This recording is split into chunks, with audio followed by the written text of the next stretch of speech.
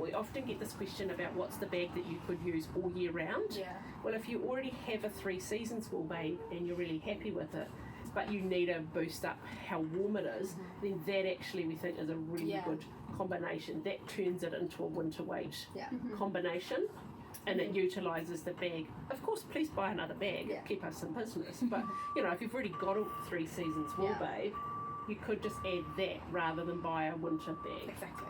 And pop some socks on if you need to, if we've got really cold. Exactly. And if it's still not warm enough, add a bodysuit. So then, you know, that would be, and this is kind of, you know, there's a lot of talk about this kind of like measuring and, you know, should you be measuring the exact temperature of your child, and we get all these questions from people wanting the exact, you know, exact garments, like on your clothing guide, what weight of, you know, is it cotton, is it merino, what about you know, really we want you to just kind of use your judgment and use your common sense, look at your babies, measure, you know, assess if they're too warm or too cold.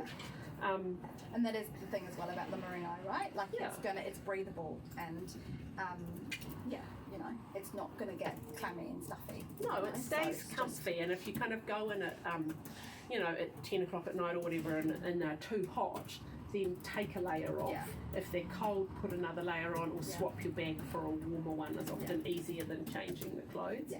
But if you were in a cooler room, you've got this bag, you don't want to buy another bag, you could add that suit, and then if it's still not warm enough, put a bodysuit.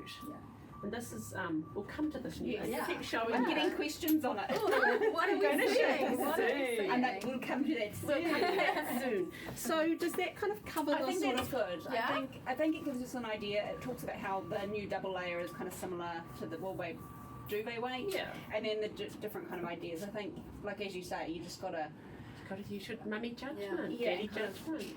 Layer underneath, and you know, a little baby will start letting you know, right? Like it's that pre-SIDS, you know, that's when we've got to be extra vigilant. But once they get older, they'll say, I'm too hot, I'm too cold, they'll take their stuff off. And I think if you have a look, just pull that onesie back out again. So like, this is our zip suit, which we get so much love for because it's a specially knitted, just lusciously soft. We all just go, oh. We were talking yesterday about should we just ditch this and just make stripes in this new collection, but we were all like, oh, it's so nice, so soft.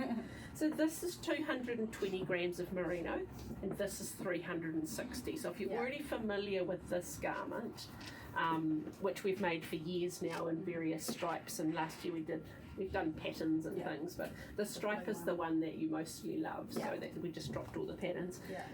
This is equivalent to about 1.5 of these, or if you buy your merino somewhere else, that makes it thinner and cheaper. Like a cheap merino is often 160 or 180 grams, so this is double what cheap merino is. So I think that's, just think about it as a 1.5 to 2 equivalent of that. So when you're looking at any clothing guides, when it says 2 layers, you're already there with 2 layers with that one. And the microns as well. Everything's 19.5 microns, which is an extra fine micron. Whereas, you know, department stores or high street chains, they'll use 21.